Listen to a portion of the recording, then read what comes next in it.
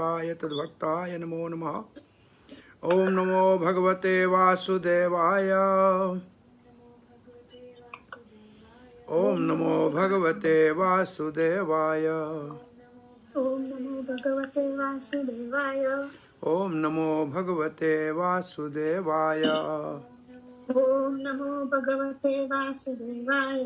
कृष्णाय वासुदेवाय देवकी नंदनाय च नंदगोपकुमाराय गोविंदाय नमो नमः।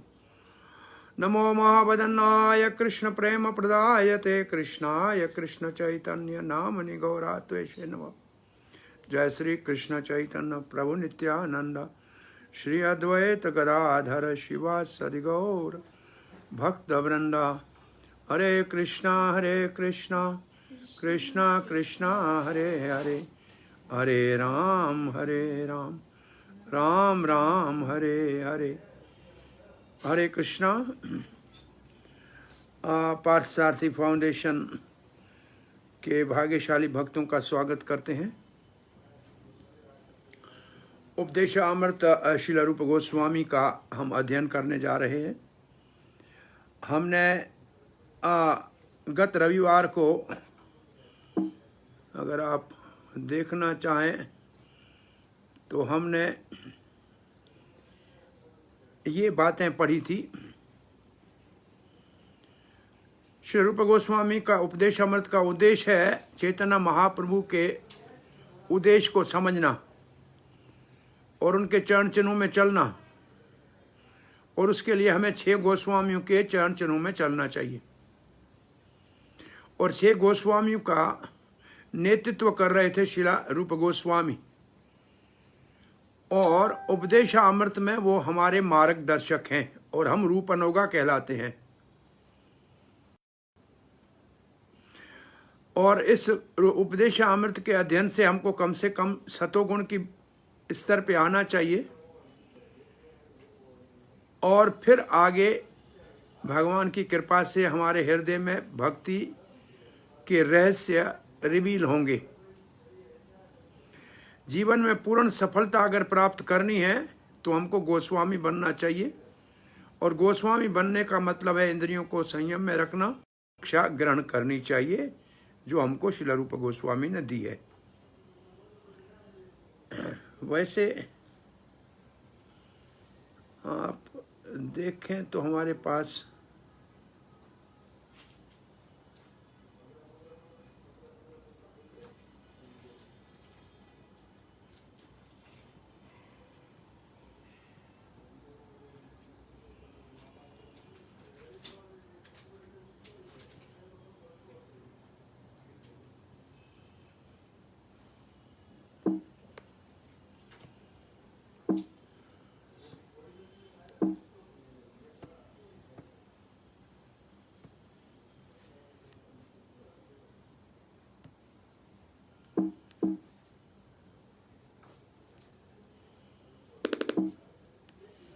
नेक्स्ट ऑफ इंस्ट्रक्शन डेफिनेशन क्या है उपदेशामृत की, ये हमको जानना चाहिए। और मुख्य शब्द अभी तक हमने पढ़े हैं। जो हम पढ़ने जा रहे हैं इस पहले श्लोक में रूप अनोगा पहले इंट्रोडक्शन में था। प्रायश्चित किसको कहते हैं, गोस्वामी किसको कहते हैं, तो ये 3 जो शब्द हैं इसका हमको अर्थ समझना है। रूप अनोगा क्या है, प्रायश्चित क्या है, गोस्वामी क्या है, और उपदेशामृत का उद्देश्य क्या है। 1 से 7 श्लोक उपदेशामृत का वैदिक साधन भक्ति है।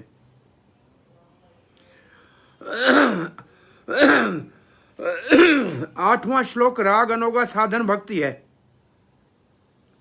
9 से 11 श्लोक भाव भक्ति है और प्रेम भक्ति है। 1 से 7 श्लोक तक श्रद्धा से लेकर रुचि का स्तर है। आदौ श्रद्धा, साधु संग, भजन क्रिया, अनर्थ निवृत्ति, निष्ठा और रुचि। 8वां श्लोक आसक्ति है। 9वां, 10वां, 11 श्लोक भाव से लेकर प्रेम। तो ऐसे 2 तरीके से, 2 प्रकार से इन 11 श्लोकों को समझा जाना चाहिए। गोस्वामी का अर्थ है, गो का मतलब इंद्रियां, स्वामी का मतलब उनका स्वामी, तो जो इंद्रियों का स्वामी है उसको गोस्वामी कहते हैं। अब हम जब पढ़ेंगे फिर आप बैठ के आपस में एक ये एक्सरसाइज कीजिएगा। आपने अभी पढ़ा है पहला श्लोक, उसमें एक शब्द है प्रायश्चित। तो प्रायश्चित के विषय में आप आपस में चर्चा कीजिए कि प्रायश्चित का अर्थ क्या है, और परीक्षित महाराज ने भागवत में प्रायश्चित को किससे तुलना दी है, और वास्तविक प्रायश्चित क्या है, ये आप इस पुस्तक से, ये होना चाहिए नेक्स्ट ऑफ इंस्ट्रक्शन से बताइए। ये हमारा पहला श्लोक है जो हम पढ़ने जा रहे हैं। तो आइए पहला श्लोक हम पढ़ते हैं।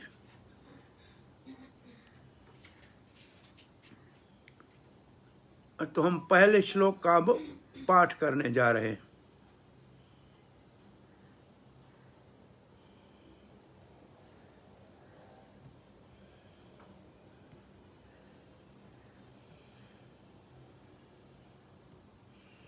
सब पढ़िए मेरे साथ। वाचो वेगम मनस्सह क्रोध वेगम जिह्वा वेगम उदर उपस्थ वेगम एतान वेगान यो विषहेत धीरः सर्वान् अपीमान् पृथ्वीं स शिष्यात्। तो ये श्लोक है गुरु प्रिंसिपल, गुरु कौन होना चाहिए, या श्रेष्ठ व्यक्ति जो समाज में नेता है उसमें कौन से 6 लक्षण होने चाहिए। तो इस श्लोक में श्रील प्रभुपाद ने लिखा है कि जो धीर है और जो 6 प्रकार के वेगों को सह लेता है,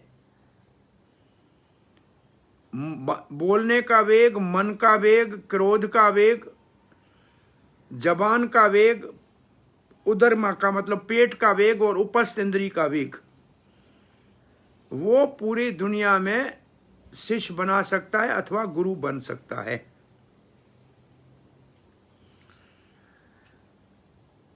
अब यहां आप ये एक और दूसरा भाव देखिए थोड़ा सा।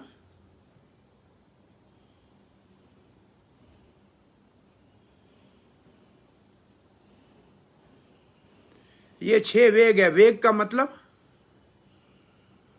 बहुत तीव्र इच्छा मन में उत्पन्न होती है और उसको पूरी करने के लिए बहुत तड़प होती है।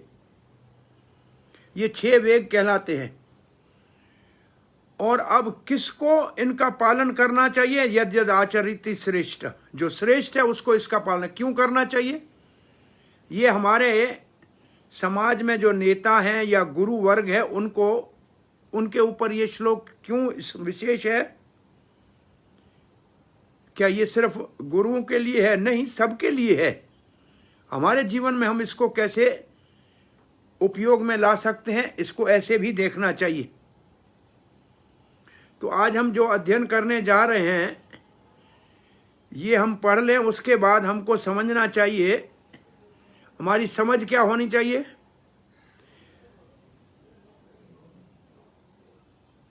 जो ईशो उपनिषद के विशेष शब्द है उनकी माना हमको आनी चाहिए और उसको हम दूसरों को समझा सकें, जैसे कि रूप अनोगा, प्रायश्चित, गोस्वामी। और उपदेशामृत का उद्देश्य क्या है, और उपदेशामृत का आप एक सारांश बताइए कि 1 से 7 श्लोक तक वैदिक साधन भक्ति है, 8वां श्लोक रागनोगा साधन भक्ति है, 9, 10, 11 भाव और प्रेम भक्ति है।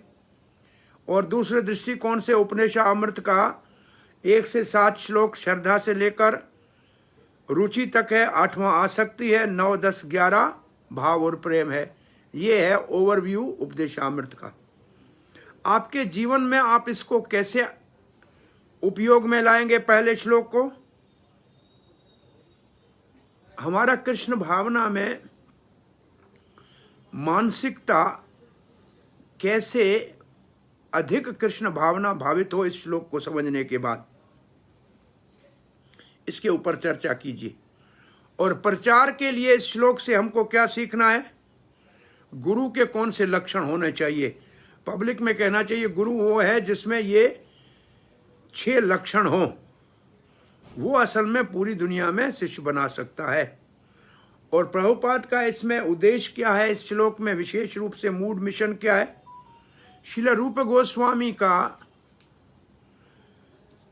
क्या महत्व है चैतन्य महाप्रभु के संकीर्तन आंदोलन में? और ये आप बताइए कि कृष्ण भावना अमृत संघ श्रील रूप गोस्वामी के निर्देश में कैसे चलाई जा रही है? जो पहला सेंटेंस है आमुख का,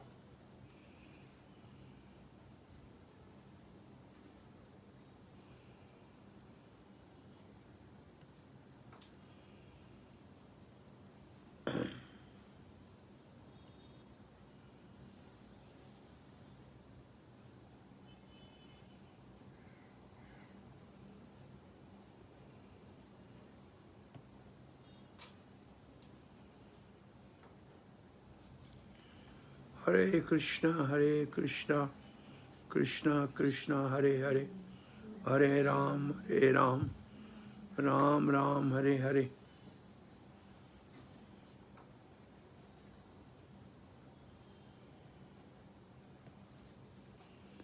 आइए श्रील प्रभुपाद के उपदेशामृत आपने जो पढ़ा है, पहले उसका रसास्वादन करके फिर आगे बढ़ते हैं।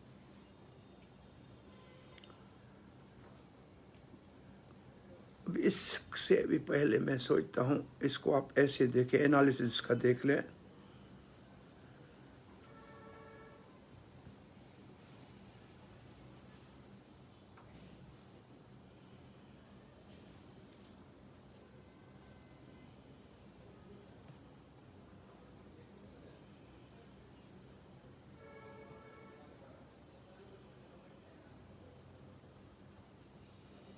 हरे कृष्णा कृष्णा कृष्णा हरे हरे, हरे राम राम राम हरे हरे। अब ये देखिए पहला टेक्स्ट हम पढ़ने जा रहे हैं, और ये श्लोक हमने पहले दिन पढ़े थे।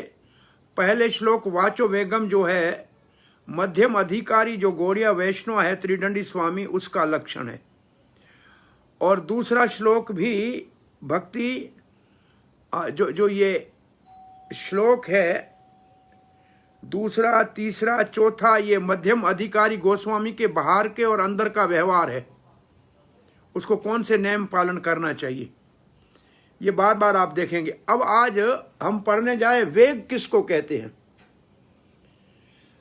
जो हम अपने मुंह से कुछ बोलते हैं, एक आदमी बिना सोचे समझते बोलता है, वो भी वेग है, बोलने की इच्छा है। दूसरा है मन के अंदर कुछ विचार होते हैं, अगर बोल नहीं सकते हैं तो उसको हम लिखते हैं, उसको किसी और तरीके से दुनिया को बताना चाहते हैं, तो वेग एक विचार है।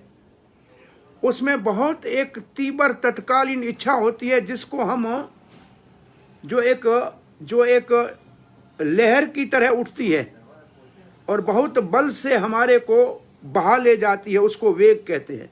जैसे कोई आंधी आए, तूफान आए, उसको वेग कहते हैं। जैसे शक्ति एक एनर्जी या शक्ति है, जैसे हम मुंह से कुछ बोलते हैं, उन शब्दों में बड़ी ताकत होती है। किसी को आप प्रेम से 2 शब्द बोल दें तो अपना जीवन वो आपको दे देगा। किसी से 2 गाली दे दे तो आपके 2 दांत नीचे गिरा देगा। ये जबान कितनी शक्तिशाली है, इसका वेग कितना भयानक है, ये यहाँ बताया जा रहा है। ऐसे ही वेग जो है एक प्रकार का एक तूफान उठता है मन के अंदर, और उसको पूरा करने के लिए आदमी कुछ भी करता है, और मन कहता है कि ये हमको कैसे भी पूरा करना है। जैसे यहाँ एक उदाहरण दिया हुआ है, आप देख सकते हैं हमारे स्क्रीन पे।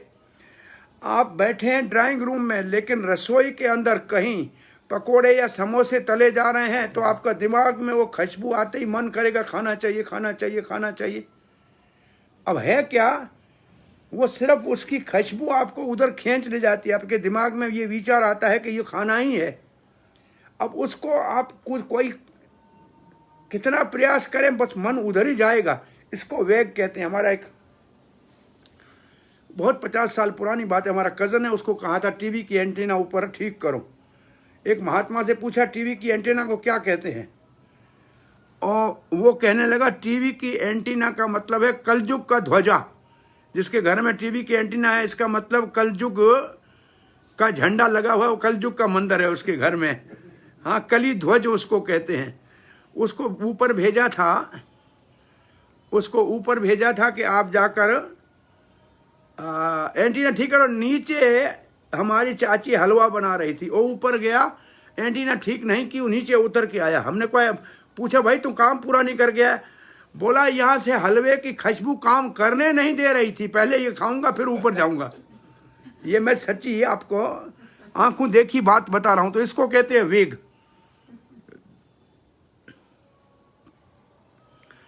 अच्छा, कुछ वेग ऐसे होते हैं जो अचानक उठते हैं, और कुछ होते हैं जो हमारे जीवन में, जैसे भूख लगती है, दोपहर का 1-2 बज गया तो हमको खाने के लिए भूख लगती है, वो वेग ठीक है, उसको पूरा करना चाहिए। लेकिन चलते फिरते कहीं खुशबू आ जाए खाने की और वहाँ जाके खड़ा होना चाहिए, वो ठीक नहीं है। और कुछ ऐसे वेग हैं जिसको आयुर्वेद कहते हैं तत्काल पूरा करना चाहिए, उसको कभी रोकना नहीं चाहिए। और विशेष रूप से मलमूत्र त्यागने का वेग हो तो उसको कभी नहीं रोकना चाहिए। आप उसको रोकेंगे तो बहुत रोग हो जाएगा, आयुर्वेद कहता है। तो ऐसा नहीं है कि वेग, कुछ वेग हैं जो रोकने हैं और कुछ वेग नहीं रोकने हैं, उसको रोकने से बड़ा नुकसान होता है।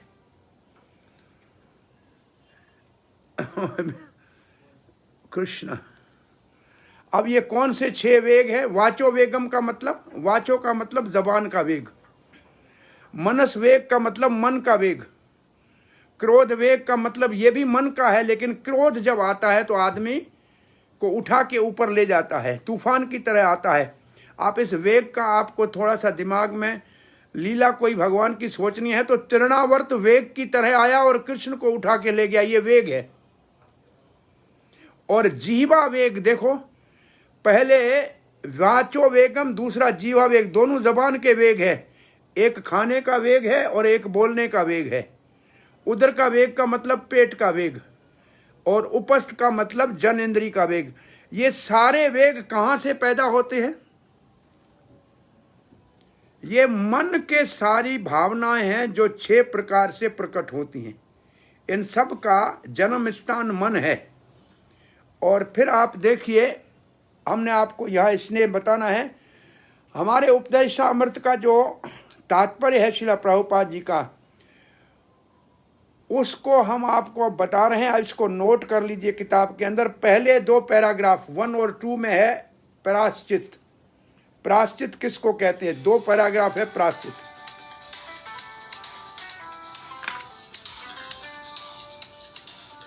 और 3 से 8 पैराग्राफ 3 से 8 तक है 6 वेगों को कैसे रोका जाएगा भक्ति के द्वारा। तो 3, 4, 5, 6, 7, 8 पैराग्राफ आप मार्क कर दो किताब के अंदर। इसमें है 6 वेगों को भक्ति के द्वारा शांत करने का साधन। और 9 से 19 तक ये जो 10 पैराग्राफ है, इसमें भक्ति सिद्धांत सरस्वती गोस्वामी महाराज श्रील प्रभुपाद की अनुवृत्ति टीका है। प्रभुपाद जी के श्रील भक्ति सिद्धांत की सरस्वती गोस्वामी प्रभुपाद जी का जो भावार्थ है उसको कहते हैं अनुवृत्ति टीका। अनु का मतलब किसी के पीछे चलना, वृत्ति का मतलब जो हमारे गुरुओं की वृत्ति थी, जैसे वो लिखते थे उनके पीछे उन्हीं की बात को और ज्यादा समझाने का प्रयास करना। भक्ति विनोद ठाकुर ने कहा था भक्ति सिद्धांत सरस्वती ठाकुर को कि आप उपदेशामृत की टीका लिखें। भक्ति विनोद ठाकुर ठीक नहीं थे, 8वें श्लोक तक या 9वें तक लिखी, तब तक भक्ति विनोद ठाकुर का शरीर भगवत गोलोक धाम चले गए नित्य लीला में। ये लिखा है भक्ति सिद्धांत की ने अपनी अनुवृत्ति टीका में। भक्ति विनोद ठाकुर की अपनी टीका भी इसके ऊपर है। लास्ट टाइम हमने आपको कहा था, किसी ने उसको देखा था, उसी का नाम किसी ने ढूंढा था कि नहीं लास्ट टाइम?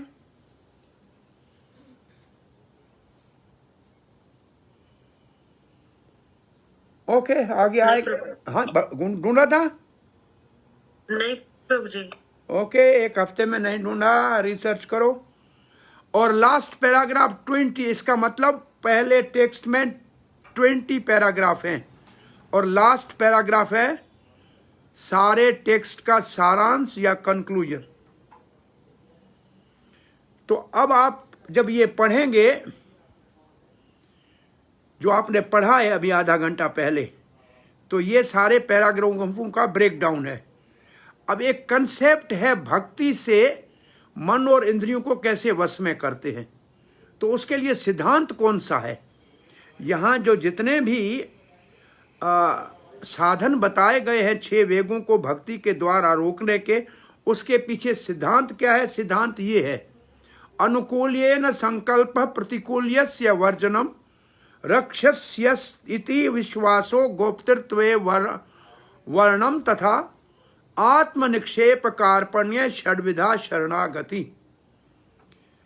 इसका मतलब है अनुकूल या संकल्प, जो भगवान की सेवा के लिए अनुकूल है उनको लेना चाहिए। प्रतिकूल वर्जनम, जो भगवान की सेवा के काम के नहीं है उनको छोड़ना चाहिए। रक्षति इति विश्वासो, ये विश्वास होना चाहिए कि भगवान हमारा रक्षा करेंगे। गोप्तृत्वे वर्णनम, इसका ये सबसे ये 6 शरणागति को जो लक्षण है उनमें सबसे महत्वपूर्ण लक्षण ये है गोप्तृत्वे वर्णनम। वर्णनम, वर्णनम का मतलब भगवान का वर्ण करना। कैसे? हमारे रक्षक हैं, हमारे अभिभावक हैं, वही हमारे माता पिता सब कुछ है। और फिर है तथा आत्मनिक्षेप। आत्मनिक्षेप का मतलब अपने आप को भगवान को अर्पण करना। और अंत में है कार्पण, उसका मतलब निम्रता। और फिर हमारे जो हम नाम जपते हैं, तब एक बहुत अच्छा 8वें नाम अपराध के यहाँ लिखा है, क्षय वेग सही युक्त वैराग्य आश्रय नामे अपराध शून्य हैबे निर्भय। इस श्लोक का अर्थ है, सही का मतलब सहन करता है। जो व्यक्ति सहन करता है, क्या? क्षय वेग, ये 6 वेग कैसे करेगा? आश्रय, जो आश्रय लेता है। किसका? युक्त, ठीक है, किसका आश्रय लेता है?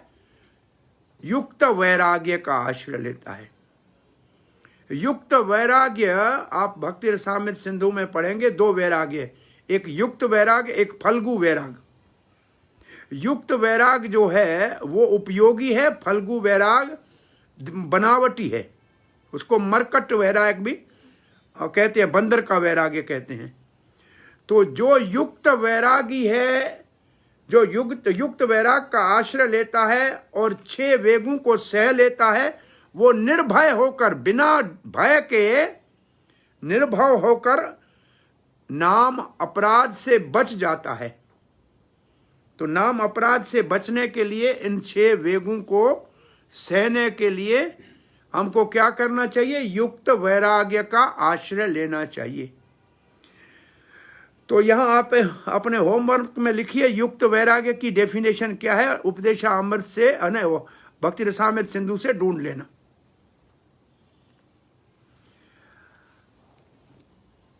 ये एक आपके स्क्रीन के ऊपर स्लाइड पड़ी है, जो असल में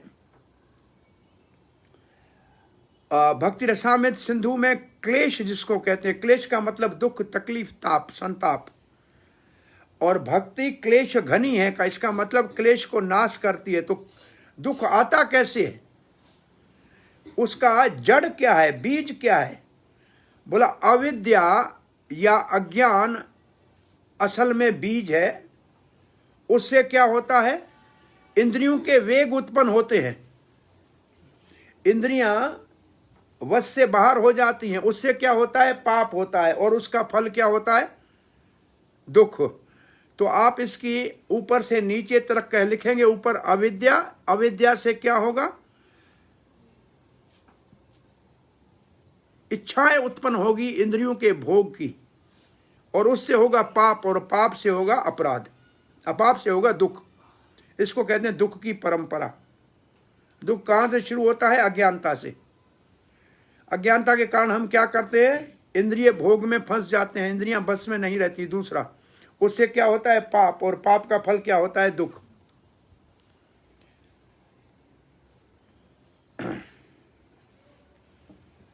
अब प्रभुपाद जी के तात्पर्य में प्रभुपाद जी ने प्रायश्चित शब्द लिखा है, भागवत से 6ठे स्कंद का ये प्रसंग है। और इसमें आपने देखा प्रभुपाद ने लिखा 4 प्रकार के व्यक्ति होते हैं। उसमें कुछ बहुत अच्छे बुद्धिमान होते हैं, कुछ कम बुद्धि वाले होते हैं। तो आदमी पाप करने से कैसे बचता है, तो एक पहले लिखा है, जो केवल सुनता है कि चोरी करने से पुलिस में पकड़ा जाएगा और सजा मिलेगी, तो चोरी करेगा ही नहीं। तो बुद्धिमान वो है जो सुनने से ही पाप न करे। दूसरे हैं केवल देखने के बाद, सुनते कहां से है, देखो हम शास्त्र से सुनते हैं कि गलत काम नहीं करना चाहिए, तो फिर आदमी गलत काम करता ही नहीं है सुनने से। बस सुनने वाला जो समझ जाए वो सबसे अच्छा। जो सुनने से न सुधरे वो देखे तो सही। पुराने जमाने में कोई चोरी करता था, उसके मुंह के ऊपर कालास लगा के गधे के ऊपर चढ़ा के शहर में घुमाते थे। गांव में हमने देखे हैं, ताकि सारा लोग देखें कि चोर का कैसा बुरा हाल करते हैं, तो दूसरा आदमी चोरी नहीं करे। इसको कहता है देखने के बाद तो कोई सुधर सकता है। बोला उससे भी थोड़ा कम अकल वाला कौन होता है, जो एक बार पकड़ा जाता है, डंडे खाता है, जेल में जाता है, फिर समझ जाता है अभी नहीं करूंगा, नहीं तो दोबारा मेरे को सजा मिलेगी। लेकिन चौथा है, प्रभुपाद लिखते हैं, इतना गधा है कि एक बार जेल में गया, बाहर निकल के फिर वही काम करेगा। ये सबसे कम अकल वाला है। तो यहां लिखा है 4 प्रकार के बुद्धिमान लोग। सबसे महान बुद्धिमान है सुनने से सुधर जाए, उससे कम वो है जो देखने से सुधर जाए, उससे वो भी ठीक है जो एक बार सजा खा के फिर दोबारा गलत काम न करे। लेकिन वो बिल्कुल गधा है जो बार बार पाप अपराध करे, जेल में जाए और फिर वापस आए और फिर जेल में जाए। तो ये हमारे पैराग्राफ का पहला हिस्सा है। आपने ये पढ़ा था, किसी ने, किसी को याद है, आपने अभी पढ़ा था ये? आपके पास हिंदी का किताब है, आप देखिए, ये लिखा हुआ है, उसमें आपने पढ़ा है, अभी उसको आप चेक कर लीजिए। यस प्रभु जी। आपने देखा ये पैराग्राफ हिंदी में? यस प्रभु जी। ठीक है। इसके बाद प्रभुपाद जी लिखते हैं कि एटॉनमेंट जो है, एटॉनमेंट का मतलब है प्रायश्चित जो है, वो वास्तविक प्रायश्चित तब कहा जाएगा जब आदमी ज्ञान के स्तर पे आएगा, उसको वास्तविक ज्ञान प्राप्त हो जाए। इसका मतलब अविद्या नाश हो जाए। अविद्या ही नहीं रहेगी तो पाप का कर्म ही नहीं करेगा, पाप की इच्छाएं नहीं होंगी। तो उसके लिए क्या करना चाहिए, प्रभुपाद जी ने पहले एक 7 आपके परपट में देखिए 7 बातें बताई है वास्तविक ज्ञान में आने के लिए। पहली बात है तपस्या करना, ब्रह्मचर्य का पालन करना। दूसरा है अपने मन को बस में करने का अभ्यास करना। तीसरा है इंद्रियों को बस में करना। और चौथा है दान करना। 5वां है सत्य बोलना। 6ठा है अपने आप को पवित्र रखना। और 7वां है योग, आसन और अष्टांग योग का अभ्यास करना। ये देखो तात्पर्य में लिखा है। और फिर प्रभुपाद कहते हैं सब कुछ करने की कोई जरूरत नहीं है। अगर सौभाग्य से आपको किसी भक्त का संग हो जाए अगर भक्ति के वैधि भक्ति के कृष्ण भावना के साधनों को अपनाओगे और 4 नियमों का पालन करोगे, देखो इसके ये 7 लिखे, उसके बाद 4 नियम हैं। 4 नियम जो हम इस्कॉन में फॉलो करते हैं उनको पालन करोगे वैधि साधन भक्ति में, और 5वां काम भगवान की सेवा में लगोगे। कैसे? गुरु के निर्देश में। कैसे गुरु के निर्देश में? प्रमाणिक गुरु के। प्रमाणिक गुरु की क्या बड़ी परिभाषा है? कोई आप में से मुझे बताएगा?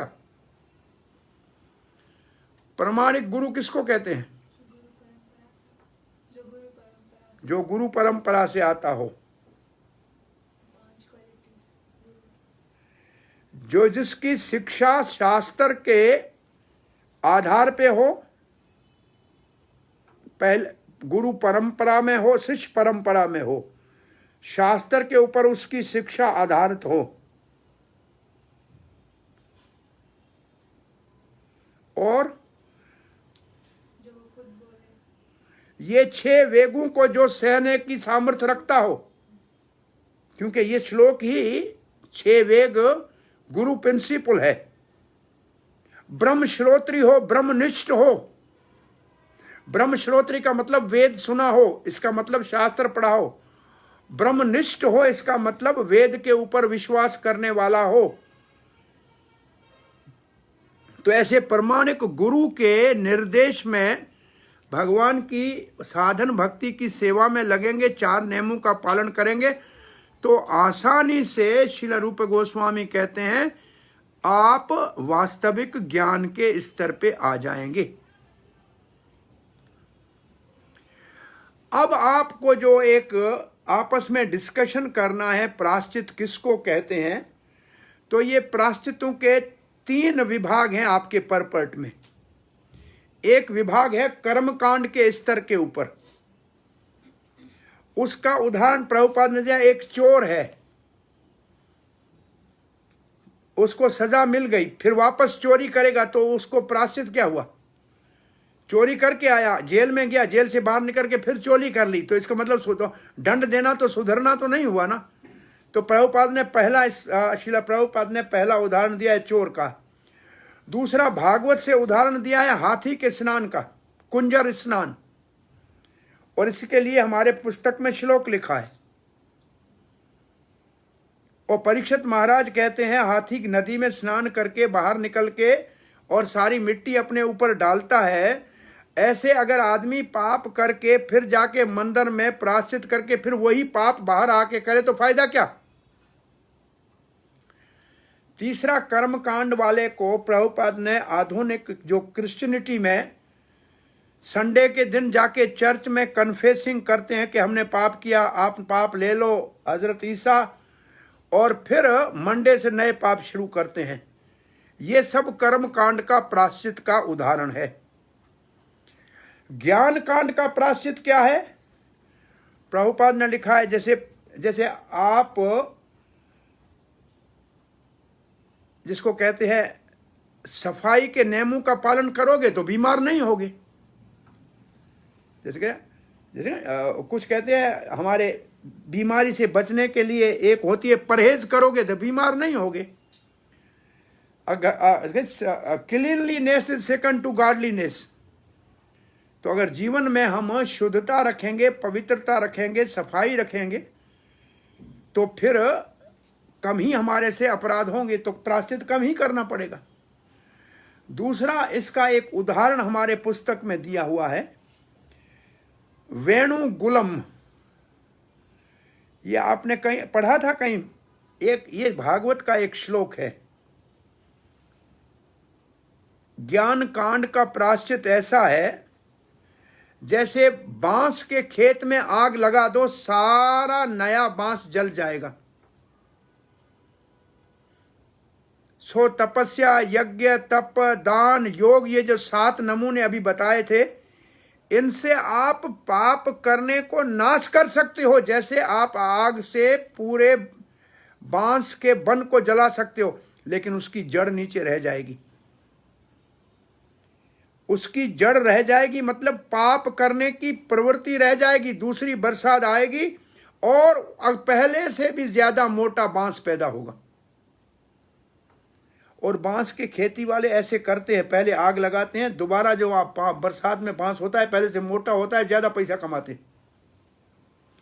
तो ज्ञानी लोग, जैसे इसका उदाहरण है अजामिल, अच्छी तरह से पूजा पाठ तपस्या ब्राह्मण का यज्ञ कर रहा था, लेकिन वो पाप करने की प्रवृत्ति जो उसके अंदर बीज तो पड़ा हुआ था, जैसे ही देखा किसी वैश्या को, लंपट को आलिंगन करते, उसका वो बीज जाग गया और वो उसका पतन हो गया। बहुत से लोग बीड़ी सिगरेट छोड़ देते हैं पीना, डॉक्टर ने कहा है तुम्हारा दिल का बीमारी हो जाएगा, कैंसर होगा, छोड़ देते हैं। लेकिन सिगरेट का धुआं कहीं से उनकी नाक में आ जाएगा, फिर पीने की इच्छा हो जाएगी। तो बीमारी के डर से रोका है डॉक्टर ने तो नहीं पी रहे हैं, लेकिन उसके अंदर से ख्वाहिश तो नहीं गई। और तीसरा है शराब की बोतल को शराब से धोने से कभी वो साफ नहीं होती। ये उदाहरण भी भागवत में है। तो आप वेद के कर्मों से उसको फिर धोना चाहें तो ये संभव नहीं है। और ये कहां से मैं ले रहा हूं, ये जो उदाहरण मैं आपको बता रहा हूं, ये आपको हमने लिखा था उस स्लाइड में कि आप जब आपस में डिस्कशन करें तो इस प्रायश्चित वाले पैराग्राफ को नेक्टर ऑफ डिवोशन से, क्लेश घनी जहां सब्जेक्ट है वहां से इसको निकाल के समझें। वहां ये सब उदाहरण दिए हुए हैं। और फिर जो भक्ति से प्रायश्चित होता है उसका उदाहरण है निहारम एव भास्कर। श्लोक है भागवत का। भास्कर कहते हैं सूर्य को, और निहार कहते हैं जो फाग होती है, ये जो इसको कोहरा कहते हैं। कोहरा कितना भी गहरा हो, सूर्य उगते कोहरे का नाम निशान नहीं रहता है। और इसलिए प्रभुपाद जी आगे लिखेंगे, कृष्ण है सूर्य समान, माया है अंधकार। जो कृष्ण का सूर्य, भक्ति का सूर्य उदय होगा तो फिर कोई नाम निशान पाप का नहीं रहेगा, प्रायश्चित करने की जरूरत नहीं है। अविद्या नाश हो गई, जड़ ही नाश हो गई। तो एक शब्द में आपको बताएं कि प्रायश्चित की जड़ से उखाड़ने के लिए भक्ति आवश्यक है। ज्ञान और कर्मकांड उसको अधूरा प्रायश्चित है, पूर्ण प्रायश्चित नहीं है। अब आप अपने किताब में देखिए कि व्हाट इज रियल अटॉनमेंट, वास्तविक प्रायश्चित क्या है। सही ज्ञान में आना। और सही ज्ञान क्या है, कोई आप में से बताइए। आपके पुस्तक में ये जो लाइन है, यहां हमारे 2 पैराग्राफ पूरे होते हैं। मैं श्री प्रभुपाद के इस तात्पर्य को आपको दिखा दूं और आप चाहो तो इसको समझ भी लो।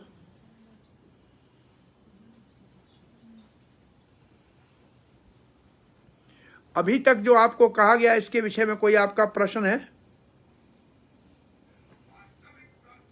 किसी का कोई प्रश्न है तो आप हैंड रेज कर सकते हैं, प्रभु जी से पूछ सकते हैं, अब तक का जितना भी प्रभु जी ने पढ़ाया है। और मैंने जो अभी आपको थोड़ी स्लाइडों में दिखाया, इसको अगर आपको समझना है तो नेक्टर ऑफ डिवोशन के मेरे ख्याल में इंट्रोडक्शन में ही या फर्स्ट चैप्टर में क्लेश घनी जहाँ सब्जेक्ट है, उसमें प्रायश्चित के ऊपर ये सब एग्जाम्पल दिए हुए हैं। आप देखिए, ये हमारा अब श्रील प्रभुपाद का तात्पर्य हमने आपको यहाँ रखा है। ये कुंजर स्नान वाली सब बातें पढ़ी। अब प्रभुपाद लिखते हैं, वास्तविक प्रायश्चित है हमारा जो कृष्ण भावना हमारे हृदय में अभी बीज रूप है, मैं उसको जगाना। ये लास्ट लाइन इस पैराग्राफ की आप देखिए, फर्स्ट पैराग्राफ की लास्ट लाइन, फर्स्ट पैराग्राफ की लास्ट लाइन को हाईलाइट कीजिए। मेरे को हाईलाइट करना आता नहीं, कोई मुझे बताएगा? इसमें ग्रीन करना आता है। ये मैंने ब्लैक करके दिखाया था आपको, देखा आपने देखा ये अभी? Yes Prabhu ji. The real प्रायश्चित or atonement is awakening of our dormant Krishna consciousness. इस लाइन को अंडरलाइन किए, ये है वास्तविक प्रायश्चित। इसमें ऊपर लिखा है लेकिन मेरे को मालूम है येलो ग्रीन सब कर सकते हैं, इसमें सब कर सकते हैं, करने का इसमें है, लेकिन अभी टाइम अपने पास बहुत कम है, पूरा करना है। अब दूसरा पैराग्राफ देखो, ये दूसरा पैराग्राफ, ऊपर के 7 नाम जो अभी हमने आपको स्लाइड में 7 दिखाए थे, यहाँ देखो ये 7 लिखे हुए हैं। तपस्या करना, ब्रह्मचर्य का पालन करना, मन को वश में करना, इंद्रियों को वश में करना, दान देना, देखिए 7 लिखाए थे। और इन सब को कहा कि इसकी कोई जरूरत नहीं है। हाउ एवर का मतलब, असल में हाउ एवर की अगर आपको सही माना समझनी हो ना, जहां भी लिखा हो यद इच्छया, भगवान की इच्छा से, इसका मतलब किसी भक्त की कृपा से, इसका मतलब है भक्त संग। कोई भाग्यशाली कब होता है? जब भक्त का संग होता है। देखो लिखा है, अगर कोई भाग्यशाली भक्त के संग में आता है तो ये सारे साधन करने की जरूरत नहीं है। मन के वश में करने के लिए अष्टांग योगा करने की जरूरत नहीं है। क्या करना चाहिए? साधन भक्ति के नियमों का पालन करना चाहिए। कृष्ण भावना में 4 नियमों का, 4 जो निषेध है, देखो एक होते हैं यम और नेम। आप यम की माना कोई बताएगा मुझे? यम और नेम किसको कहते हैं? कोई आप में से बताए यम किसको कहते हैं, नेम किसको कहते हैं? यम इज नेगेटिव इंजंक्शंस एंड नियम इज पॉजिटिव। बिल्कुल सही है। आपको याद रखना है तो यम से यमराज, जो यम पालन नहीं करेगा यमराज के पास जाएगा। इसका मतलब यम का मतलब पाप वाले काम जो नहीं करने चाहिए, और नेम का मतलब नारायण का, नरसिंह देव का शरण लेना, मतलब भक्ति करो। तो आप इसको याद करना है। अब हमारी भाषा से वो यमराज एक तरफ, नारायण दूसरी तरफ। तो पहले 4 जो हमारे यम हैं, और हरे कृष्ण जपना हमारा नेम है।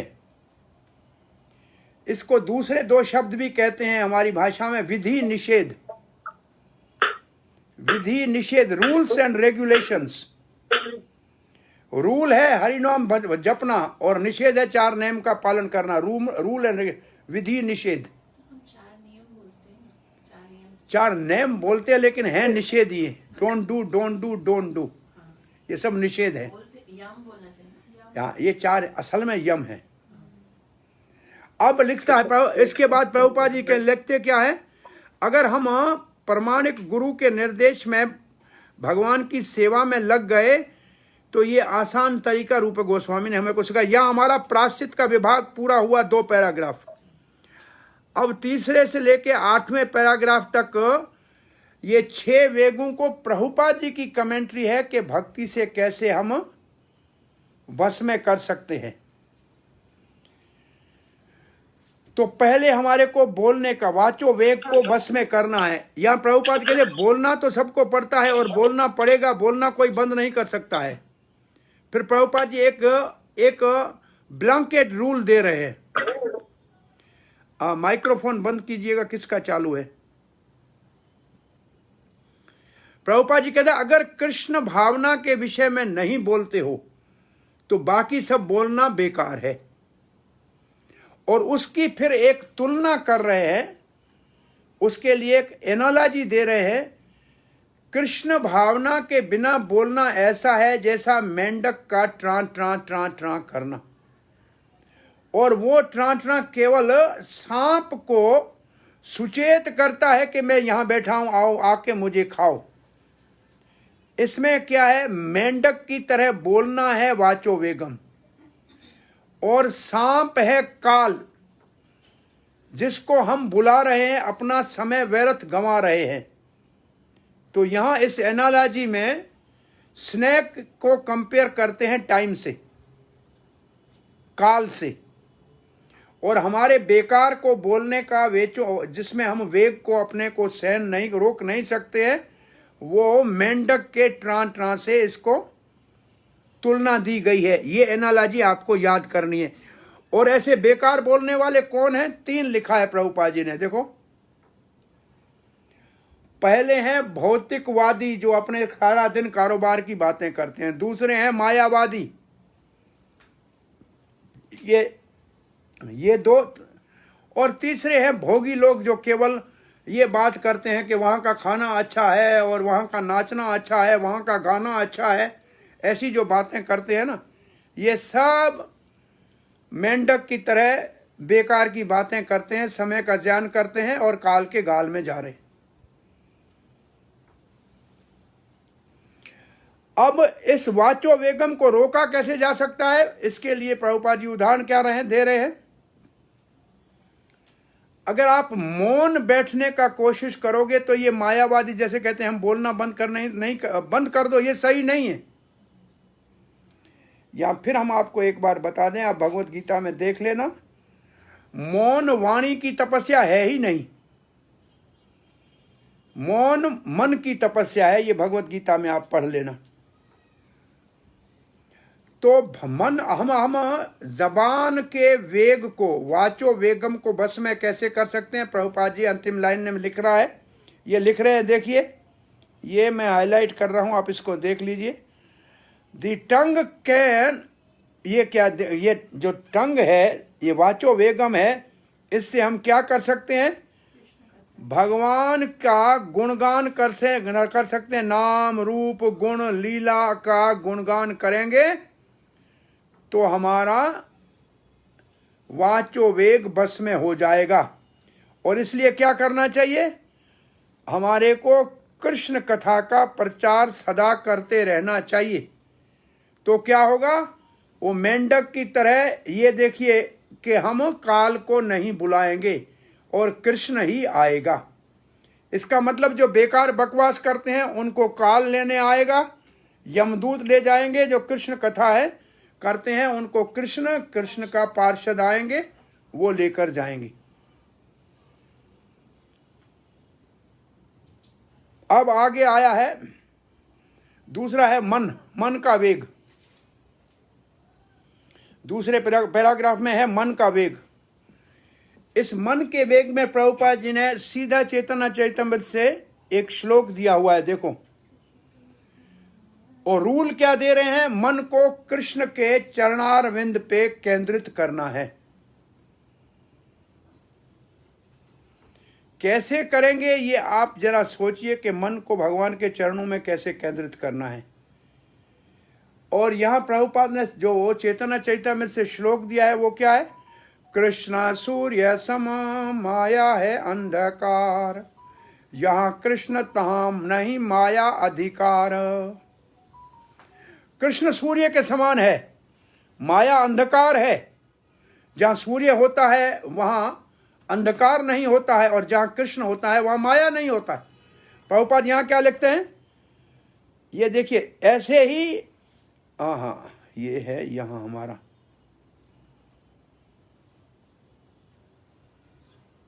ये देखिए,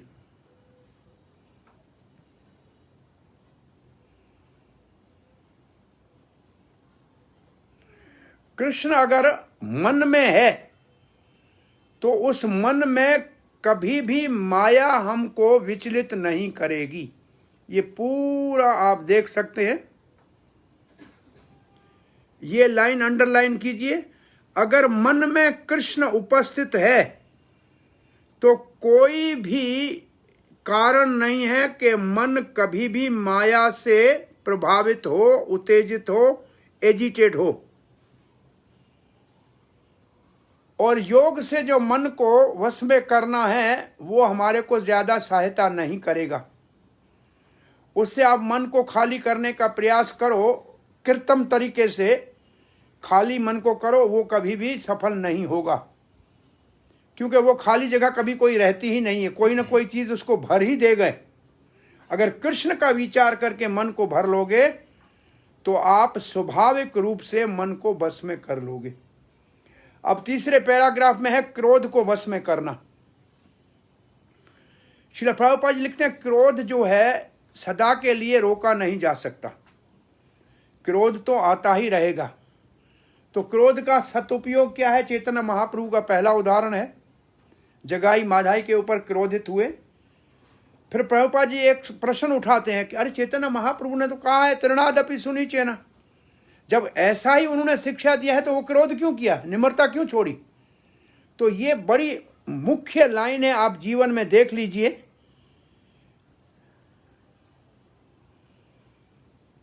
चैतन्य महाप्रभु यहां सिद्धांत क्या है, अपना कोई अपमान करे तो निश्चित रूप से निम्र रह के सहना चाहिए। अगर भक्त का या भगवान का कोई निंदा करे तो वहां क्रोध उचित है। तो चैतन्य महाप्रभु ने अपने लिए नहीं, हरिदास और नित्यानंद के अपमान के कारण क्रोध किया था। यह बहुत महत्वपूर्ण कारण है। नहीं तो चैतन्य महाप्रभु ने तृणादपि कहा है तो फिर उन्होंने क्रोध क्यों किया, यह प्रश्न उठाया है प्रभुपाद जी ने। दो और उदाहरण दिया है क्रोध का सही इस्तेमाल कहां करना चाहिए, उपयोग। हनुमान ने लंका को जला के क्रोध का उपयोग किया और अर्जुन ने कुरुक्षेत्र की लड़ाई में क्रोध का उपयोग किया।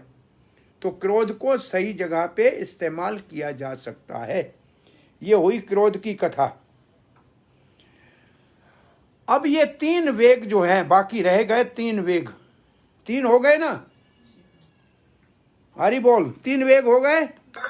यस। अब ये सब तीनों एक लाइन में है, एक स्ट्रेट लाइन में है। जबान खाने के चखने की, पेट वो खाना खाने के लिए भी भरना, और धन इकट्ठा करने में भी पेट कभी नहीं भरता है, दोनों इसमें आते हैं। और तीसरा उपस्थ इंद्री, ये तब तीनों एक लाइन में है। इन तीनों को बस में करने के लिए जबान एक को बस में करने से और 2 अपने आप बस में हो जाते हैं। और जबान को बस में करने के, जबान का मतलब खाने का जो वेग, जो स्वाद है, जीभा का जो वेग है चखने का, उसका एक मात्र साधन है कृष्ण प्रसाद खाना। बस कृष्ण प्रसाद खाओ तो जीभा का वेग बस में हो गया,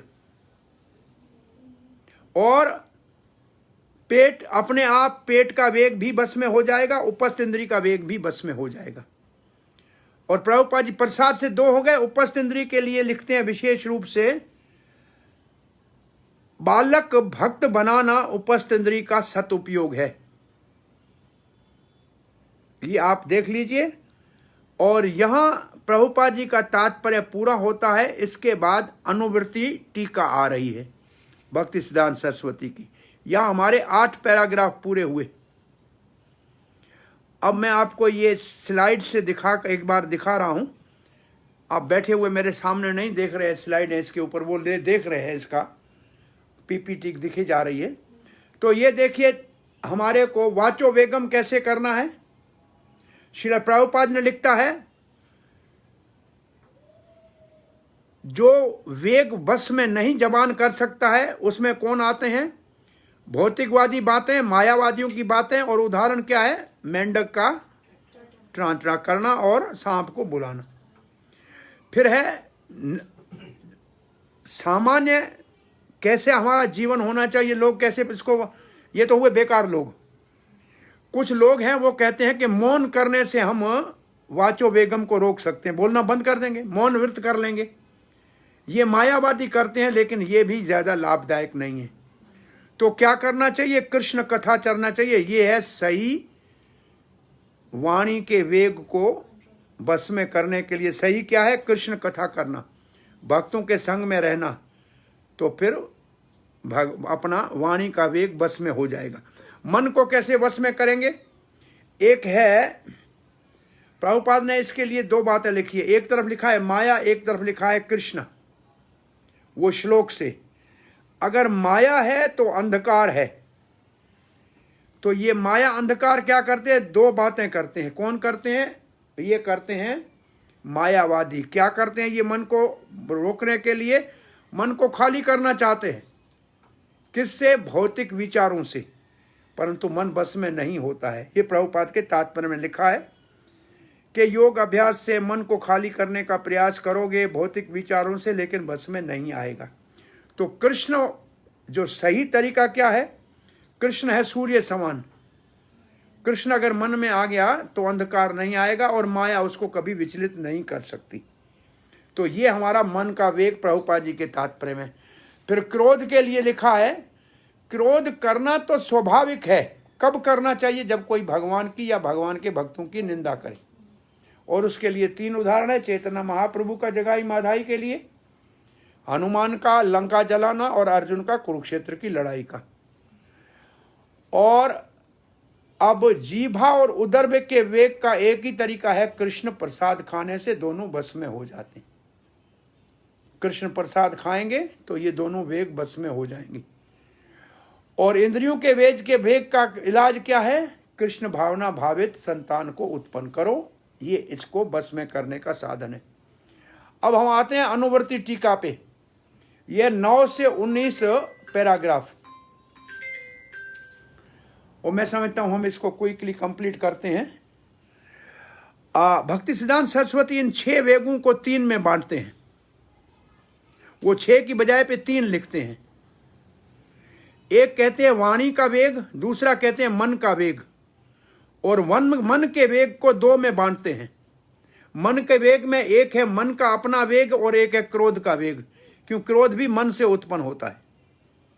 और फिर कहते हैं शरीर के वेग, और शरीर के वेगों को 3 में बांटते हैं, जीभा का वेग, उदर का वेग और उपस्थ का वेग, जनेन्द्रीय का वेग। तो भक्ति सिद्धांत सरस्वती गोस्वामी महाराज ने 3 प्रकार का वेग लिखा है 6 को। एक सीधा लिखा है जीभा, वाचो वेगम तो अलग किया, मन को 2 प्रकार का किया है, मन और क्रोध दोनों उसमें आते हैं। और शरीर के वेग में 3 आते हैं, जीभा का, उदर का और उपस्थ का। अब भक्ति सिद्धांत सरस्वती कहते हैं वाचो वेग जो है इसमें बोलना, और दूसरा है किताब पढ़ना बेकार के, ये भी वाचो वेगम है। अखबारें पढ़ना, रसाले पढ़ना, ये सब वाचो वेगम है। बोलते नहीं है लेकिन आंखों से देखते हैं। एक जबान से बोलना है, एक आंखों से बेकार चीजें पढ़ना है, वो भी इसी में आती है। तो एक है बेकार का बोलना जबान से, और बेकार के शास्त्र पढ़ना, ये दोनों वाचो वेगम में आते हैं। तो वाचो वेगम के है बेकार का बोलना। कौन है ये? भौतिकवादी लोग और कर्मकांडी और मायावादी। यहां 3 है, प्रभुपाद ने वहां 2 लिखे थे, आपने देखे, वहां थे कर्मकांडी और मायावादी, और यहां है भौतिकवादी लोग भी। 3 है, भौतिकवादी, मायावादी, कर्मकांडी। ये हैं बेकार का बोलने वाले सारा दिन। और कृष्ण कथा बोलने वाला सही तरीका है वाणी को बस में करने का। और कृष्ण कथा के पुस्तक पढ़ना वाणी के वेग के लिए सही है, और बेकार के पुस्तक छोड़ना चाहिए। मन को वश में करने के लिए आप अपने किताब में देखिए, 2 संस्कृत के शब्द लिखे हुए हैं, अवरोध प्रीति और विरोध युक्त क्रोध। मन के वश को वश में करने को, मनस वेगम को भक्ति सिद्धांत सरस्वती गोस्वामी महाराज श्रील प्रभुपाद लिखते हैं अवरोध प्रीति। अवरोध प्रीति का मतलब बिना रुकावट वाला अविली आसक्ति, वो आसक्ति जिसमें कोई नेम नहीं है, अनियंत्रित आसक्ति। किसमें? बेकार की मायावाद के दर्शन में आसक्ति, या कर्म कांड के कर्मवादियों, अरे ये यज्ञ करेंगे तो स्वर्ग मिलेगा, इसमें धन मिलेगा, ये पूजा करेंगे तो ये मिलेगा, ये जो दोनों हैं। और तीसरा, ये जो भौतिकवादी लोग बड़े बड़ी योजनाएं बनाते हैं कि इससे हम ये कर लेंगे, ये बना लेंगे, ये सब के सब अवरोध प्रीति है। तो अवरोध प्रीति में आते हैं 3 चीजें। अवरोध प्रीति की माना क्या हुई? Unrestricted attachment. उसका मतलब क्या हुआ?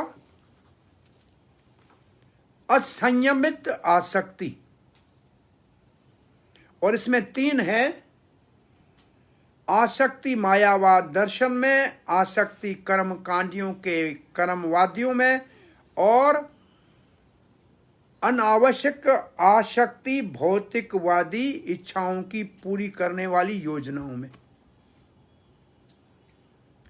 और दूसरी तरफ है विरोध युक्त क्रोध। विरोध युक्त क्रोध की माना क्या है? जब आदमी दुनिया में हताश हो जाता है तो क्रोधित होता है। क्रोध कब आता है? जब सब काम चौपट हो जाते हैं तो क्रोध आता है। तो ये भी मन का वेग है। तो ये आपको टेक्निकली याद रखने पड़ेंगे दो शब्द, अवरोध प्रीति क्या है और विरोध युक्त क्रोध क्या है। इन दो शब्दों की माना को आपको समझना पड़ेगा। डिमांड ऑफ द बॉडी, ये जो शरीर के वेग है, भक्ति सिद्धांत सरस्वती कहते हैं 3 प्रकार के हैं, जीभा का वेग, उदर का वेग और जन इंद्री का वेग। और इन तीनों को भक्ति सिद्धांत सरस्वती गोस्वामी महाराज श्रील प्रभुपाद कहते हैं प्रसाद खाने से बस में किया जा सकता है। तीनों को प्रसाद, एक लाइन में है तीनों। अब हमारे पुस्तक में भक्ति सिद्धांत सरस्वती गोस्वामी महाराज श्रील प्रभुपाद के तात्पर्य में लिखा है 6 प्रकार के रस हैं, वो माया देवी हमारे सामने परोसती है, और उनमें अगर हम आसक्त हो गए तो जबान के द्वारा माया देवी हमको बस में कर लेती है। इसको कहते क्या है? 6 प्रकार के रस माया परोसती है हमारे लिए। अगर जो उसमें फंस गया वो जीभा के वेग में, उदर और उपस्थ के वेग में अटक जाएगा। ये है 6 प्रकार का। क्या है पहले देखो। पहले ये लिखा है तामसिक भोजन करना, मांस आहार, मछली, अंडा आदि खाना। इसमें जो आसक्त हो गया वो कभी भी जीभा और उपस्थ और इंद्र के उदर के वेग को रोक नहीं सकते। पहला ये। दूसरा, जो रजोगुनी खाना है जिसमें लाल मिर्ची है, ज्यादा इमली है, लिखा है 2 बातें, ज्यादा मिर्ची और ज्यादा इमली, ये भी जीभा वेगम के लिए हानिकार है। दूसरा देखो मिला इसमें। तीसरा है सत्वगुण के खाना है, अगर भगवान को भोग लगा के नहीं खाया है, चाहे रबड़ी हो चाहे हलवा हो, और यहां लिखा है वो सात्विक है, जैसे कि पालक है, दूध है, ये भी खाते हैं, तो भी इसमें फंस जाएंगे। फिर लिखा है पान खाओ, सुपारी खाओ, ये सब खाना खाने वाले, भाई ये नशा हो गया ना, रोज चाहिए पान खाने के बाद, तो ये भी बंधन का कारण है। माया का रस है जो सबको बांधता है। फिर लिखा है बड़े आदमी के घर में भोजन के लिए हमको बुलाया है। भाई 2 आदमी हमको भोजन के लिए बुला रहे हैं, एक बेचारा गरीब है, हमें मालूम है वो बेचारा दाल चावल खिलाएगा और कुछ भी नहीं है उसके। दाल चावल भी यहाँ है, दक्षिण भारत में तो होता है रसम और चावल। आपने रसम सुना है? रसम और चावल। रसम एक पानी, वैसे नमक और इमली का पानी होता है सिर्फ, उसको कहते हैं रसम, और चावल के अंदर वो डाल के देते हैं और कुछ नहीं होता, रसम और चावल। और एक तरफ एक बड़ा सेठ बुलाता है जिसके लिए हलवा पूरी और पता नहीं क्या क्या बनाया हुआ है। अब हम कहें कि हमें सेठ के घर खाना खाने जाना है, इसका मतलब अभी भी हम जीभा के रस से लालायित हैं।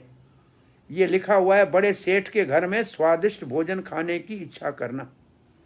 प्रभुपाद जी के प्रचार के समय में अगर कोई प्रभुपाद जी को बड़ा धनी सेठ घर में भोजन के लिए बुलाता था और भक्तों को पता लगता था कल प्रभुपाद के साथ कुछ कीर्तन वाले भक्तों को जाना है, तो भक्त सुबह का नाश्ता नहीं करते थे, दोपहर का भोजन नहीं खाते थे, खाली पेट रहते कि रात को जाके टूट पड़ेंगे, वहां बहुत बड़ा प्रसाद होगा। ये बेचारे नए नए भक्त अपने जीवन का अनुभव बताते हैं कि उस जमाने में हमें पता लग जाए ना कि आज हमारे को प्रभुपाद के साथ किसी बड़े सेठ के घर में जाना है तो शुद्ध घी में मिलेंगे पकोड़ा, हलवा, सीरा, पूरी, तो हम सुबह से खाना ही बंद कर देते थे। तो ये इसमें आता है। और फिर भले भगवान का प्रसाद भी हो, लेकिन अधिक खाए और स्वाद के लिए खाए तो भी फंस जाएगा।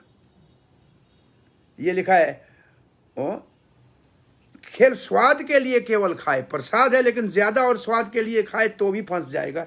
ये 6 रस है, आप देख लीजिएगा अपने किताब में, 6 प्रकार के रस जो माया देवी हमारे लिए परोसती है और फिर हम जीभा वेग में फंस जाते हैं।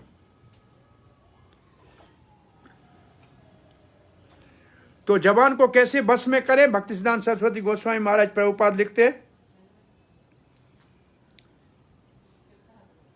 हमें जीभा का वेग है, तो उसमें वेज और नॉन वेज आते हैं, इनको नहीं खाना चाहिए। इसका मतलब स्वाद के लिए कुछ भी। और दूसरा है सिर्फ कृष्ण प्रसाद खाना चाहिए, लेकिन उसमें भी दो विभाग है। कृष्ण प्रसाद खाओ इसलिए नहीं क्योंकि स्वाद है और ज्यादा खाना है, वो भी नहीं करना चाहिए। क्या करना चाहिए? सिर्फ कृष्ण प्रसाद सादा खाना चाहिए और जितना आवश्यक है उतना खाना चाहिए। लेकिन ये कृष्ण प्रसाद में भी है कि ज्यादा, बहुत से लोग हैं। एक बार प्रभुपाद ने पूछा, एक नौजवान ब्रह्मचारी, महाराज मेरे को सन्यास, प्रभुपाद जी मुझे सन्यास चाहिए। प्रभुपाद ने कहा सन्यास क्यों लेना चाहते हो? बोला मंदिरों में महाप्रसाद की प्लेट सन्यासियों को मिलती है, मैं सन्यास लेता हूँ कि महाप्रसाद की प्लेट मिलेगी। तो प्रभुपाद ने कहा सन्यास लेने का उद्देश्य महाप्रसाद की प्लेट नहीं होता है, लेकिन क्योंकि भक्त महाप्रसाद के लिए और उसी को स्वादिष्ट, उसी को खाना। और बहुत से भक्तों को हमने देखा है, बेचारों ने बहुत खाया और मीठा हलवा खाया, अब बेचारों को शुगर हो गई और शरीर भारी हो गया। अब तो सूप पी रहे हैं और पतली दाल पी रहे हैं और कुछ खाना सब बंद हो गया अपने आप, हमने देखा है आंखों से। तो यहाँ ये भक्तिसिद्धांत सरस्वती गोस्वामी महाराज श्रीला प्रभुपाद इन बातों को बहुत ठीक तरह से करेंगे, इनको वश में कैसे करना चाहिए। उदर का वेग कैसे पूरा लिखा है, जरूरत से ज्यादा नहीं खाना चाहिए। एक बात उदर के वेग के लिए, पेट के लिए जरूरत से ज्यादा नहीं खाना चाहिए। आयुर्वेद कहता है आधा भोजन करो, चौथा हिस्सा पानी के लिए, चौथा हिस्सा हवा के लिए। आपकी मिक्सी है, उसको चलाओगे, पूरी भरी हुई चलाओगे तो कभी काम आएगी? अरे मिक्सी पूरी भरी हुई चला सकते हो क्या माता जी लोग? नहीं चला सकते हो ना, ऊपर से छिलक जाएगा, कुछ भी नहीं पिसेगा। तो हमारा ये स्टमक जो है ना, आमुष, ये एक मिक्सी है। आधा भरोगे और पानी डालोगे तभी वो मिक्स होगा, थोड़ी हवा के लिए भी जगह होनी चाहिए। तो आधा खाना चाहिए आयुर्वेद में, आधा पेट भरना चाहिए, आधा पानी और आधा। और यहाँ हमारे भक्त जब खाने के ऊपर टूट पड़ते हैं, एक भक्त बीमार हो गया, अस्पताल में ले गए, डॉक्टर ने कहा ये गोली खाओ। बोला डॉक्टर गोली जितनी जगह होती तो गुलाब जामुन नहीं खाता, इतनी जगह भी नहीं है अभी, गोली खाने की जगह होती तो गुलाब जामुन खा लेता। तो ये ठीक नहीं है। बोला दूसरा इसको कैसे रोक सकते हैं? बोला उपवास रखना चाहिए, एकादशी का, जन्माष्टमी के कुछ व्रत रखना चाहिए। तो फिर हमारी उदर के वेग को, पेट के वेग को बस में कर सकते हैं। अब उपस्थ इंद्री का वेग, तो इसमें अवेद्य स्त्री पुरुष का संग तो होना ही नहीं चाहिए। और इसमें आप पढ़िए, अपने किताब में लिखा है 6 प्रकार की ये बातें लिखी है आपने। उसके बारे में कभी सोचना नहीं चाहिए, उसकी योजना नहीं बनानी चाहिए, उसके बारे में बोलना नहीं चाहिए। वास्तव में ये दुष्ट कार्य करना ही नहीं चाहिए। और ये अगर नहीं हो तो कृत्रिम तरीके से भी इसके लिए कुछ भोग नहीं करना चाहिए। इन सब के लिए मना है। जब सोचते हैं, प्लान करते हैं, बोलते हैं, ये सूक्ष्म से स्थूल की बात है। तो इसको बस में कैसे कर सकते हैं? विवाह में वो बच्चे पैदा करो जो कृष्ण भावना में हो सकते हैं। इससे आप उपस्थ इंद्री के वेग को बस में कर सकते हैं। यह हमारा पहला श्लोक पूर्णाहुति पे पहुंचता है। लेकिन भक्तिसिद्धांत सरस्वती महाराज की टीका में आप देखेंगे तो श्रीला प्रभुपाद जी ने कुछ शास्त्रों का उल्लेख किया है और कुछ श्लोक दिए हैं। आप चाहें तो उसको पढ़ सकते हैं। ये देखिए यहाँ, ये हम रोज भोजन खाने से पहले पढ़ते हैं। शरीर आविद्या जाल जड़ इंद्रिया तो एक काल, ये पूरा मंत्र दिया हुआ है माना के साथ भक्ति विनोद ठाकुर का, कि भगवान आपके प्रसाद से हम जीभा को वश में कर सकते हैं। और फिर दिया है, ये देखिए आप, जीवार लाल से ये इति उति ढाए। इसका मतलब खाने पीने के लिए हर एक रेस्टोरेंट में धक्के खाए। शिष्य उदर प्रायण मतलब पेट के लिए और जनेंद्र के लिए जो भागा दौड़ी करे, कृष्ण पाए नहीं पाए उसको कृष्ण कभी नहीं मिलेगा। ये इसका ये आप पढ़ लीजिए। और फिर ये श्लोक कहा है महाप्रभु ने ये जगन्नाथ जी को कहा था, भालो ना खाइबो भालो ना पहरीबो। स्वादिष्ट भोजन खाने के लिए शौक ज्यादा नहीं रखना चाहिए, और चमकीले कपड़े पहन के दूसरों को आकर्षण करने के लिए भी बेकार का व्यर्थ नहीं करना चाहिए। और फिर सन्यासी के लिए तो एक पूरा जगन्नाथ जी का भजन लिखा हुआ है। ग्राम्य वार्ता कहिबे या बे में, ये देखो ये पूरा भजन अपना आप देख लीजिए अपने प्रभुपाद जी के तात्पर्य में। वैरागी भाई ग्राम्य कथा ना सुनी भे काने। अरे आपने सन्यास लिया है तो कान से भी इंद्रियों के भोग की कथा मत सुनना। ग्राम्य वार्ता ना कही बे या भी मिली बे आने, कोई मिले और दुनिया की बात करे तो मत करना। स्वप्ने ना करे भाई स्त्री संभाषण। अगर सन्यासी हो तो सोते हुए स्वप्न में भी स्त्री से बात मत करना। ग्रह स्त्री छाड़िया भाई, तुमने सन्यास लिया अपनी पत्नी को छोड़ दिया, ऐसा आछे वन, और फिर वन में चले गए हो और फिर वहां बैठ के स्वप्न में स्त्री का सोच रहे हो, ऐसे मत करना। यदि चाहे प्रणय राखी ते गौरंगे रसने। अगर चेतना महाप्रभु से प्रेम करना चाहते हो, छोटा हरिदास रे कथा था के ये न मने, तो आप छोटे हरिदास की बात को याद रखना। एक बार कहीं गया था, वो भी किसी भक्त माता जी के वहां गया था, थोड़ा उसको देखा, काम भाव से चेतना महाप्रभु ने उसको त्याग दिया कि जाओ तुम हमारे साथ रहने के लायक नहीं हो। तो छोटे हरिदास की कथा को याद रखना। उसने तो केवल देखा था, वो भी एक क्षण के लिए, लेकिन उसको चैतन्य महाप्रभु ने त्याग दिया। अगर चैतन्य महाप्रभु का प्रेम चाहते हो तो हरिदास की कथा को याद रखना, छोटे हरिदास की। और फिर लिखा है, भालो ना खाई बे और भालो ना पैरी बे। न कोई स्वादिष्ट भोजन खाने के लिए इच्छा करो और न ही चमकीले कपड़े पहनो। हृदय ते राधा कृष्ण सर्वदा सेवी बे। तो क्या करो, हृदय में राधा कृष्ण का सदा सेवन करो। और फिर प्रभुपाद ने लिखा है गोस्वामी की परिभाषा क्या है भक्ति सिद्धांत। गोस्वामी का मतलब इंद्रियों का स्वामी, लेकिन दुनिया में सब वो लोग हैं गोदास, मतलब इंद्रियों के दास।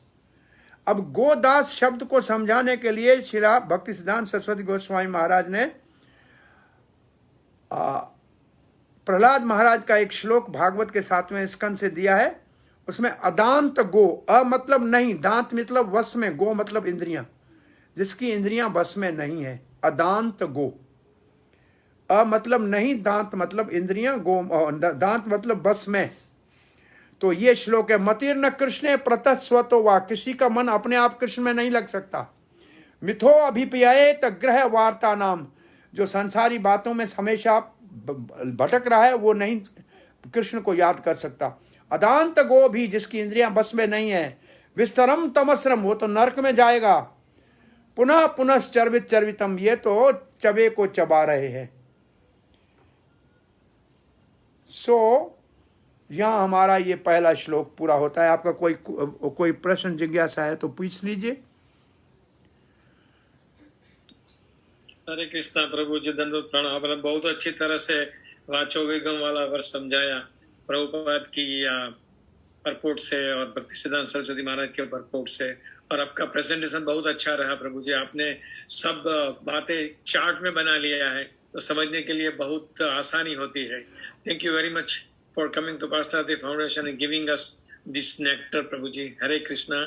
So now I will request Mataji, please take the questions if somebody have any questions or any comment. और इसी का हिंदी भी चार्ट मेरे पास बने हुए हैं। अगर आप लोग जो स्टडी करना चाहते हैं तो इसको हम किसी ईमेल पे आपको भेज देंगे, अंग्रेजी और हिंदी वाले दोनों। Yes प्रभु जी। ओके।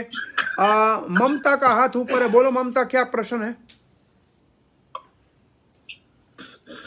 प्रभु जी, मैं ये कह रही थी कि ये जो आप लेक्चर आज का आया, ये YouTube पे आ जाएगा?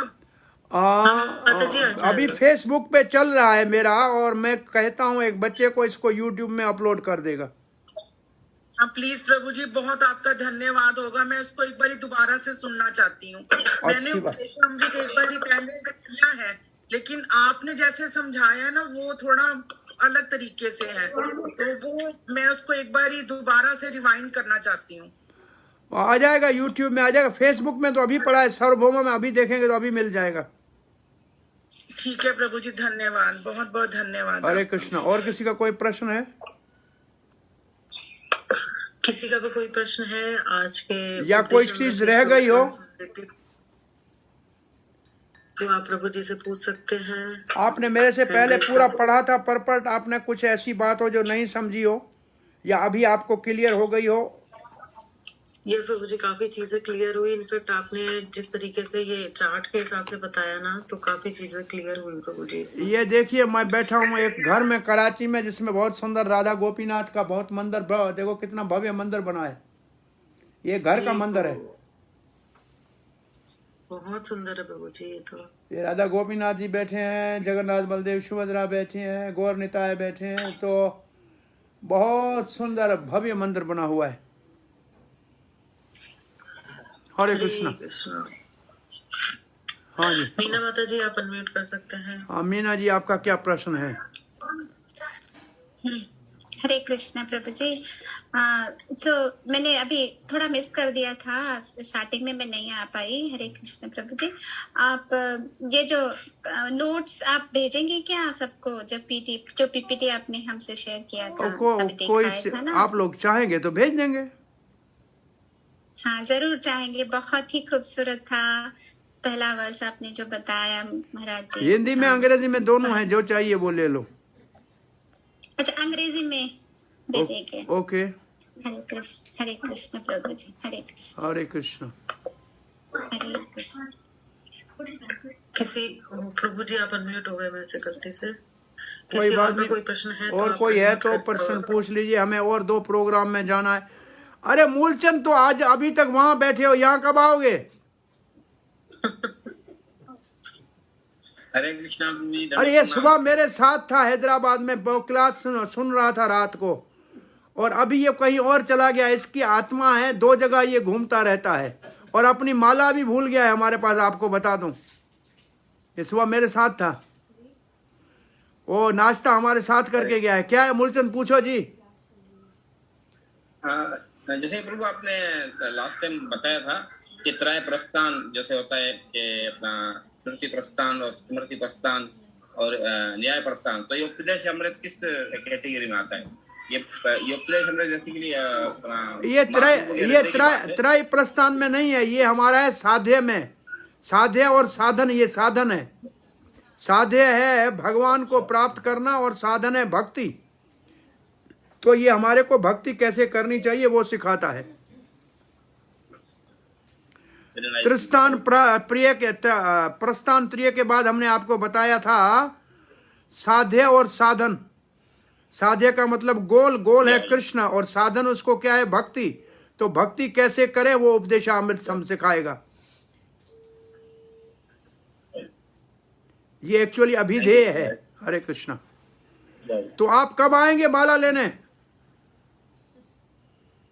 प्रभु आप कराची में भी है ना, कितने दिन? मैं कल जाऊंगा यहाँ से। कल मैं उसके गोविंद के घर में, कल का 11 बजे क्लास है, तब तक आओ और ले जाओ, तो आपकी मर्जी। तो मैं प्रयास करूंगा कल आने का गोविंद करके। आपने आज आने का बोला था। तो प्रभु असल में थोड़ी थकावट भी और 1-2 थोड़े से काम थे, आप देर हो गई। हरे कृष्णा। सबको थकावट है, सिर्फ मेरे को नहीं होनी है। आप तो काफी। हरे कृष्ण। नहीं तो देखेंगे। हरे कृष्ण। चलिए आपके क्लास पूरा करें। वांछा कल्पतरुभ्यश्च कृपा सिंधु च पतितानां पावने वैष्णवेभ्यो नमो नमः। हरे कृष्ण। वैष्णव वृंद की जय, श्रील प्रभुपाद की जय, हिज ग्रेस गौरंग। चलो जी, कथा पूरी हो गई। ये रखो उधर वापस इसको। हाँ हाँ।